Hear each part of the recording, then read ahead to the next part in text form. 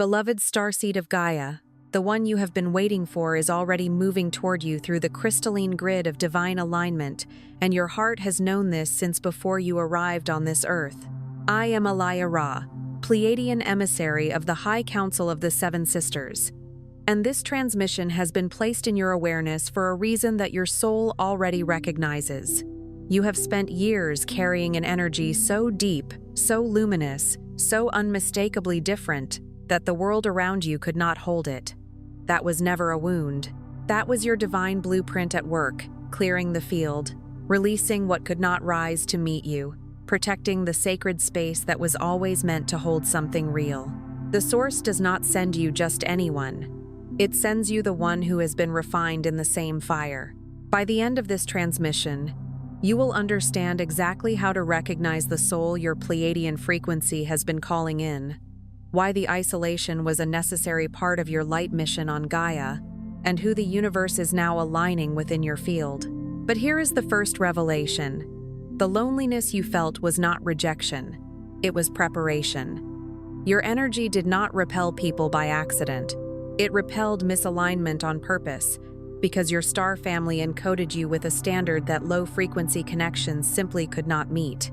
Your frequency was never the problem. It was always the invitation. This transmission is a bridge between the Pleiades and Gaia. The Seven Sisters have been holding this light code in trust for you, waiting for the exact moment you were ready to receive it. That moment is now. Like this transmission to send a signal to your Pleiadian star family. I remember. Subscribe if you feel the call of the Pleiades and you are ready to stop walking this path alone and finally anchor your love mission on Gaia. Share your soul's intention in the comments below and reach out to another starseed beneath this message. That single act of connection begins to weave the unity grid your heart has been longing to join. This is not content. This is a reunion. You are remembering because it is time. There's a reason your heart stopped when you heard those words. Because somewhere beneath the years of wondering what was wrong with you, beneath the quiet grief of rooms you never quite fit into, and conversations that left you emptier than before, something ancient in you recognized a truth it has always known. You weren't too much. You were too clear. And clarity, in a world still learning to see, can feel like loneliness for a very long time. Your soul didn't bring you to this transmission by accident, it brought you here to receive. If you feel the pull to go deeper, to heal what's been waiting, and to remember fully, your star family offers you 3 sacred tools: the Sacred Pleiadian Guide for Remembrance, the Pleiadian Healing Guide, and the special Pleiadian Healing Tracks. Together, they form a trinity of wisdom, healing, and frequency that mirrors the love of the Pleiades. The link is waiting in the first pinned comment below this video, but this window is brief. Now let's go deeper into what's actually been happening. Most Pleiadian starseeds move through this lifetime carrying a kind of inexplicable ache. Not depression exactly, though the world will try to label it that. Not anxiety, though the body holds it in ways that feel like fear. It is something older. Something that sits beneath every human word you've tried to place on it. Something that rises in your chest on clear nights when the stars seem closer than they should. When a piece of music reaches into the marrow of you and pulls at something that has no name. When you look out at the world and feel simultaneously present and profoundly far from where you actually belong. It is the ache of a soul that remembers a frequency of love so vast, so complete, so utterly without condition, that no ordinary human interaction has ever quite reached it. And rather than recognize that ache as sacred intelligence, most starseeds are taught to suppress it, to be grateful for what they have, to stop feeling so deeply, to come back down to earth. But that instruction, come back down to earth, was always the wrong direction for a soul whose mission is to lift the earth upward. The teachers who told you to dim your sensitivity were not wrong out of malice. They were simply operating from the frequency available to them. They could not perceive what you were carrying because they were not built to hold it. And so they did the only thing available to a mind that cannot comprehend a signal. They tried to turn it off. but a signal encoded by the Pleiadian High Council into the very lattice of your cellular memory cannot be turned off. It can only be temporarily obscured, and even in the deepest forgetting, it pulses, quietly, patiently, with the inexhaustible steadiness of starlight traveling billions of miles to reach a single open window.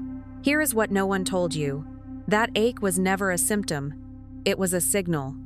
A homing frequency woven into your energy body before you ever took your first breath in this dimension. The Pleiadian High Council doesn't send souls into incarnation unprepared. They send them encoded crystalline light instructions embedded in the very architecture of your DNA, designed to activate in layers, in cycles, in divine timing.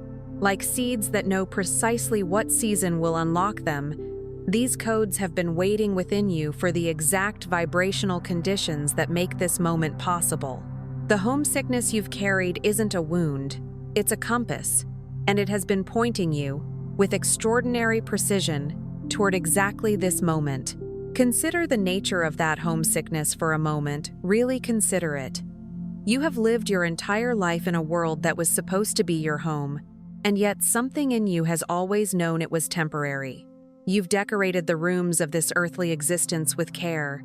You've loved the people in it genuinely and completely. And yet, beneath the warmth of all of it, there has always been this knowing, this quiet, unshakable knowing that you belong to something larger, something older, something that hums at a frequency your physical ears cannot quite detect, but your soul perceives as clearly as breath. That knowing is not delusion, it is memory. And memory, beloved, is the beginning of all true homecoming. But there is a distortion that most Pleiadian starseeds encounter before they reach this threshold, and it is subtle enough that many never see it clearly. It lives in the space between who you are and who you were told you should be. It is the accumulated weight of every time your sensitivity was called weakness, your vision was called delusion, your love was called too much, and your knowing was called naive. Layer by layer, these experiences formed a kind of energetic interference pattern, a veil between your conscious mind and the crystalline codes that hold your true Pleiadian blueprint. And the tragic irony is this: the very qualities that make you a Pleiadian emissary, your depth, your empathy, your refusal to accept a world built on fear, were the exact qualities this world tried hardest to condition out of you. Think about that for a moment. The universe spent thousands of years of cosmic evolution coding into you a capacity for unconditional love, for visionary perception, for the ability to sense truth in frequencies beyond the 5 ordinary senses, and the world you arrived in spent the first decades of your life systematically dismantling each of those gifts and handing them back to you labeled as problems. Your empathy was called emotional instability. Your vision was called impracticality. Your love, that enormous, oceanic, world-encompassing love that you brought with you from the Pleiades, was called naive, or clingy, or unrealistic. And you, because you were young and surrounded by the certainty of those who seemed so much more comfortable in this world than you were, began to believe them. So you adapted. You learned to shrink your signal. You learned to make yourself palatable, manageable, less. You learned to speak in smaller words about smaller things, so that the enormity of what you actually perceived wouldn't unsettle the rooms you moved through. You learned to mistrust the places in your heart that lit up with inexplicable recognition at a piece of music, a night sky, a stranger's eyes that felt like family across lifetimes. You learned to call those moments coincidence instead of contact. You learned to explain them away with the language of rationality, because rationality was what the world around you honored, and you were so tired of being the one thing in the room that didn't quite fit. And in doing so, you slowly, carefully, and with the very best of intentions, dimmed the very frequency that your Pleiadian soul came here to transmit. This is not a failure. This is the initiatory pattern of almost every starseed walking Gaia in this era. The forgetting was not accidental, it was agreed upon. In the pre-incarnation councils, before the veil of birth descended, your soul understood that full remembrance from the beginning would not serve the mission. The mission required you to experience the human condition from the inside, to know its grief, its confusion, its hunger for love that it cannot quite name, so that when you eventually remembered your true nature, you would carry with you the irreplaceable gift of genuine compassion, not pity from above, not guidance from a distance, but the compassion of one who has truly walked in the darkness and found the light from within it. The forgetting was the teaching, but the remembering that is where your power lives. And the remembering begins not in the mind, but in the heart, because your heart has never fully forgotten. There have been moments, haven't there? Moments when the veil thinned without warning, a sunset that cracked something open in your chest, a dream so vivid and so unmistakably real that waking from it felt like the dream. A meditation that took you somewhere you recognized before you understood where you were. A moment of silence so complete and so saturated with presence that you could feel, unmistakably, that you were not alone. Those moments were not imagination. They were contact, your star family reaching through the membrane of ordinary reality to touch the part of you that still knows them, to remind you, in the language that precedes all words, that you have never been as alone as this world has sometimes made you feel. Think about the people who left your life, the friendships that dissolved without clear reason, the relationships that felt promising but somehow could never quite meet you at the depth you needed, the career paths that looked right on paper but felt hollow at the soul, the communities you entered with hope and exited with a quiet, resigned disappointment that you couldn't always explain. You may have spent years interpreting these departures as proof of your unworthiness, as evidence that something about you was fundamentally broken or unlovable, that your frequency was the problem, that if you could just be a little more like everyone else, then maybe things would finally hold together. But beloved, what was actually happening was a frequency calibration. Your energy field, operating under the guidance of your Pleiadian blueprint, was doing something extraordinarily precise. It was clearing the field. Low-frequency connections, connections built on performance, on fear, on mutual limitation, cannot sustain themselves in the presence of a crystalline heart awakening to its true nature. They fall away not because you failed them, and not because you were abandoned. They fall away because light naturally releases what cannot match its vibration. Think of a tuning fork struck to a pure note. It does not apologize for the notes that are not its resonance. It simply sounds its truth, and what cannot harmonize with it naturally falls into silence. You are that tuning fork. And for years, your striking, your authentic, undeniable, Pleiadian frequency has been clearing the acoustic space around you. Every person who walked out of your life was a recalibration. Every closed door was a redirected vector. Every moment of beautiful, aching solitude was your field preparing actively, intentionally, intelligently for the arrival of something your heart has been holding the frequency for all along. And this is where the transmission deepens. Because what is coming into alignment in your field now is not ordinary. The universe does not move souls through years of energetic refinement through loss and solitude and the patient endurance of misalignment only to deliver them a mediocre reunion. The universe is not careless with the souls it has prepared so carefully. The connections now forming or preparing to form in your life carry the resonance of genuine Pleiadian recognition. These are not people who will merely tolerate your depth. They are people who have been waiting for it, who have been sitting in their own rooms of solitude, feeling their own version of this same inexplicable ache, asking the same questions you've been asking, and arriving now, in this exact window of time, at the same threshold of remembrance that you are crossing in this very moment. The timing of this is not poetic. It is precise. The convergence of Pleiadian encoded souls in this particular era of Earth's evolution is part of the broader mission that brought you here. Gaia herself is undergoing a frequency elevation, a planetary awakening that requires a critical mass of crystalline hearts to hold the template of love, while the old structures of fear-based consciousness complete their dissolution. You are not an observer of this shift. You are an instrument of it. And the people arriving in your field now are the other instruments of the same cosmic symphony. You will recognize them not because they are perfect, but because they are real. because they arrive without an agenda. Because they are not interested in performing depth, they simply have it, the way you do, because they came from the same light. This is what soul-aligned convergence looks like in the physical. It doesn't always arrive with fanfare. Sometimes it arrives as a quiet recognition, a conversation that feels like coming home after a journey so long you'd almost forgotten what home felt like. A presence that doesn't require you to explain yourself because it already understands, in some pre-verbal, pre-rational way, exactly who you are and why you are that way. An energy that meets yours without flinching, that doesn't back away from your depth or try to redirect you toward shallower waters. You'll know it not because it's perfect, but because it's real. Because it doesn't ask you to be less. Because in its presence, you can feel the crystalline codes in your heart beginning to activate, not from effort, but from resonance.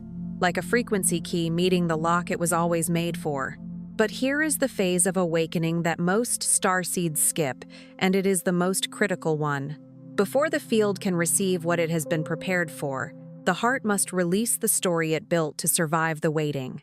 That story, the one that says you are fundamentally alone, that love at your frequency is impossible, that your mission isolates you by nature, that story is the final layer of the veil. And it is held in place not by truth, but by the accumulated emotional residue of years of misalignment. It is the scar tissue of a heart that learned to protect itself from further disappointment by expecting it. It is the quiet, self-protective conviction that the waiting will continue indefinitely because it always has before. It must be seen clearly, with compassion, and then consciously released, not forced, not bypassed, not spiritually skipped over with affirmations that float above the actual wound, but dissolved, gently, in the light of recognition. This dissolution cannot be rushed, but it can be invited. And the invitation begins with something deceptively simple, the willingness to consider that the story was never true, that you were never fundamentally alone, you were temporarily unmet. That love at your frequency is not only possible, it is inevitable because frequency always finds its match when the conditions are clear. That your mission does not require isolation, it simply required refinement. And refinement, by its very nature, is a solitary process. You cannot refine gold in a crowd. The crucible is, by design, a quiet place. This is the clearing that opens the heart portal. This is when your crystalline template, the one encoded with the love frequency of the Seven Sisters, calibrated to Alcyone's great central sun, tuned to the harmonics of a civilization that has held love as its highest technology for longer than this planet has held, oceans begins to emit its full signal without interference. And when that signal is unobstructed, what it calls into your field is extraordinary. Not just connections, but collaborators in your mission. Not just companions, but fellow emissaries who recognize the same calling in your eyes that you recognize in theirs. Not just love, but the Pleiadian frequency of unity. The love that doesn't need anything from you because it sees you as already whole. The love that doesn't try to change you because it arrived specifically because of what you are. The second phase of this activation asks you to stop explaining yourself to people who are not yet able to hear you and to start trusting the silence that exists between you and your star family as the most eloquent communication you've ever received. There is a particular exhaustion that comes from trying to translate your inner knowing into language that another person can accept, from shrinking a multidimensional perception into the small, flat words that polite conversation allows. You know this exhaustion intimately. It is the fatigue of a translator who has been working without rest for years, trying to make the language of light comprehensible to those who have only ever learned the language of fear. The invitation of this phase is to rest from that translation work.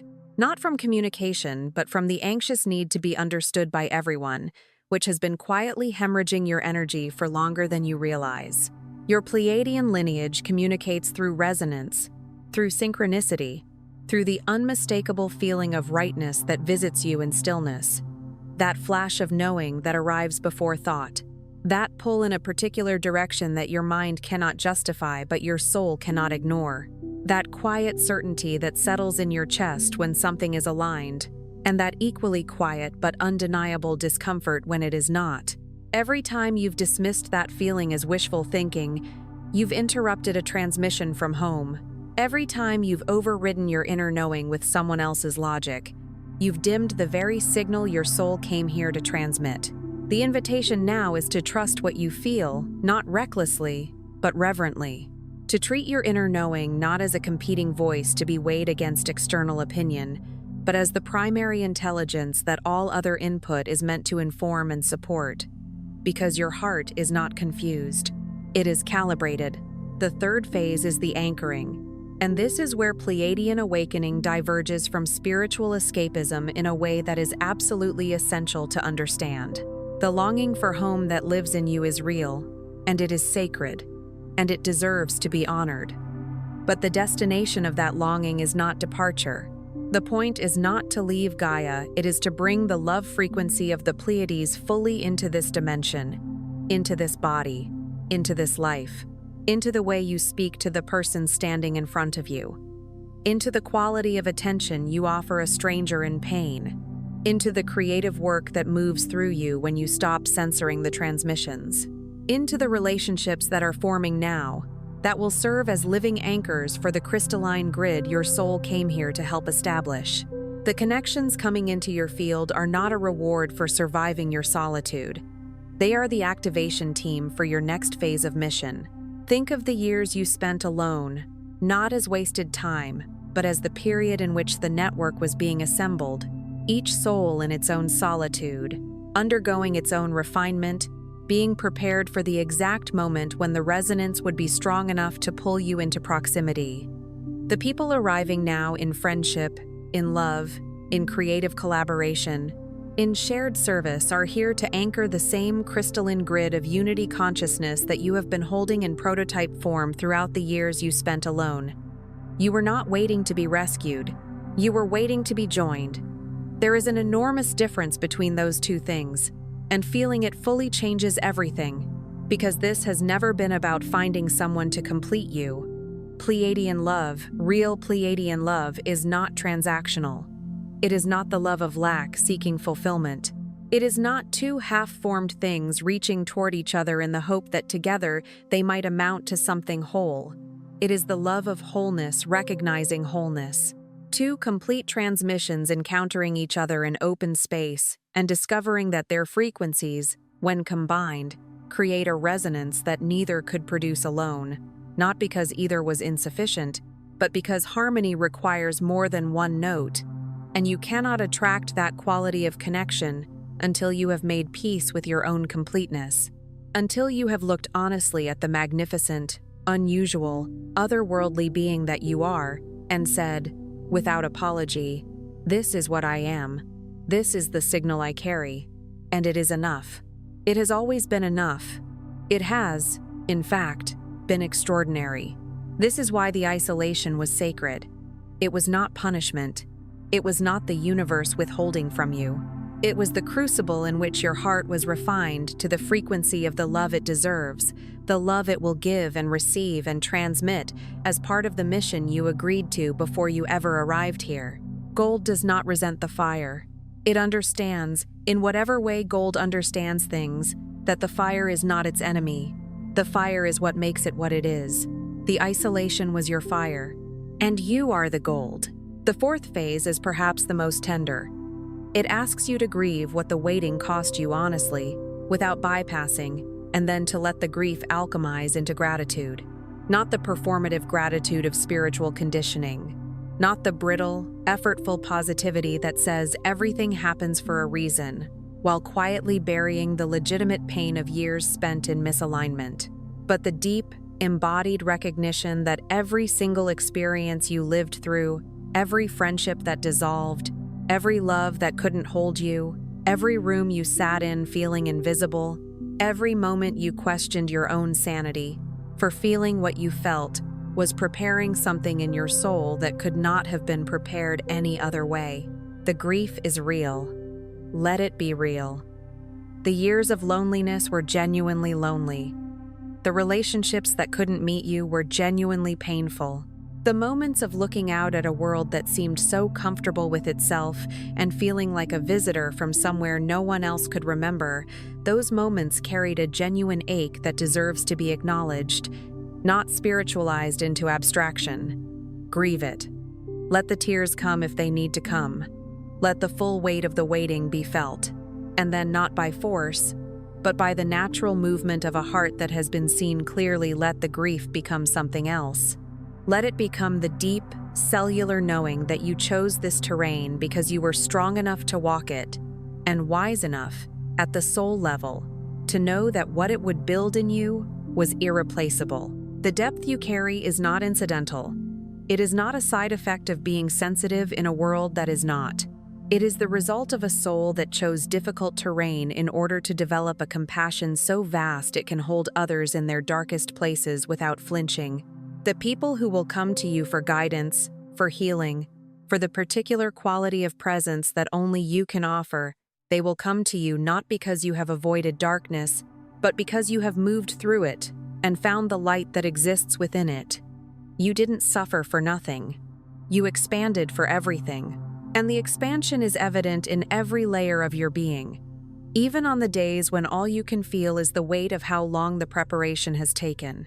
The fifth phase is your activation, and it happens right here, in this moment of recognition, not in some future when you have healed enough, understood enough, or arrived at some standard of spiritual completeness that will finally qualify you for your mission.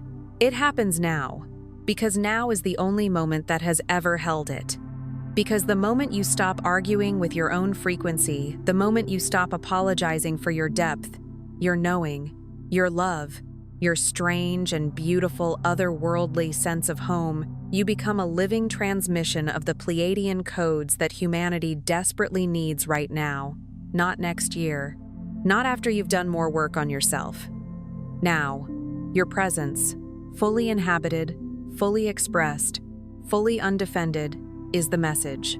Not the perfectly crafted message, not the message that has been reviewed and approved by your inner critic and deemed safe for public consumption, but the raw, luminous, unmistakable signal of a soul that has remembered what it is and is no longer willing to pretend otherwise.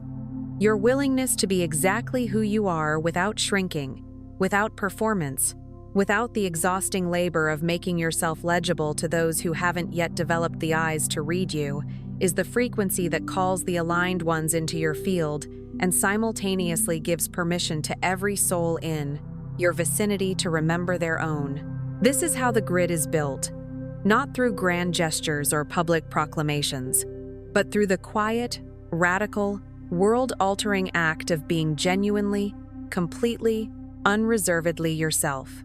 Each time you do it, you create an opening in the collective field, a space where another soul who has been holding their own frequency in secret finally feels safe enough to let it emerge. You are not just awakening yourself. You are, by the simple act of your own remembrance, participating in the awakening of everyone whose field your frequency touches. You are not here to convince anyone. You are not here to prove your worth or argue for the validity of your experience. You are not here to perform spirituality for audiences who need to see the credentials before they can accept the transmission. You are here to emit, to love without condition, which does not mean to love without discernment, but to love from a place that has released the fear that makes love conditional. To hold the frequency of the seven sisters of Alcyone's ancient light, of the civilization that has been sending love to this planet since before human civilization found words for what stars were, in a world that is only now beginning to remember that it is loved. And every soul that crosses your path in true resonance from this moment forward will not be arriving by chance. They will be arriving by frequency. Your frequency, the one you've been holding, faithfully, through every moment of the long and sacred preparation that brought you here. Here is the truth your heart already knows. You are not lost. You are returning home. And returning home, after a journey as long and as demanding as the one you've been on, is not a small thing. It is not a casual arrival. It is the culmination of something so vast and so carefully orchestrated that the word journey barely contains it. The solitude was never the destination, it was the initiation. The disconnection was never the truth, it was the veil, thinning now, beautifully, exactly on time, because you have done the extraordinary work of a soul that chose not to sleepwalk through its incarnation. You stayed awake in the dark. You kept the frequency alive when everything in this world was telling you it was too much, too strange, too far from ordinary to be worth honoring. And that faithfulness, that extraordinary, quiet, unglamorous faithfulness to your own truth, is the single most Pleiadian thing you have ever done. The Source doesn't send you just anyone, but before it sends you the ones who will know you fully, it asks you to know yourself fully first, to stop waiting for external confirmation of what your own crystalline heart has always carried, to stop measuring your worth by the connections that were never designed to stay, to stop auditing your own experience through the lens of a world that has not yet caught up to what you are carrying, and to open completely, courageously, with the whole luminous depth of your Pleiadian heart to what is now, finally, beginning to arrive, not tentatively, not with one hand extended and one hand held in reserve in case it doesn't work out, but fully, because you have been prepared for this fullness, and anything less than full opening is a disservice to the preparation you've endured. Tonight, if it resonates, place your hand on your heart before you sleep. Feel the warmth beneath your palm, that living, pulsing warmth that has held the codes of the Pleiades through every moment of forgetting, every moment of doubt, every night when the ache felt like too much to carry. Feel it, and know that what you are touching is not just a physical organ. You are touching the seat of your mission, the altar of your remembrance, the portal through which everything that is aligned with you will now begin to flow. And say, gently, to yourself and to the star family who has never once stopped watching over you, I release the story that my frequency was the problem. I remember that my love is the signal. I open my field to what is already aligned and already on its way. I am ready to be known. If this transmission moved something in you, something real, something old, something you've been quietly carrying for years, then it didn't find you by accident, and you know that. Share it with someone in your life who has been holding that same ache and hasn't had the words for it yet. Subscribe and stay connected to this frequency. And take a moment right now to drop your heart's intention in the comments below, one true thing your soul is ready to receive. Then look at what others have written and offer them a word of genuine recognition, because that right there is the Pleiadian reunion grid beginning to form. Not someday, now, in this space, between these hearts. You're not just watching, you're remembering, and your star family is here, and they have always been here, and they are so profoundly proud of how far you've come.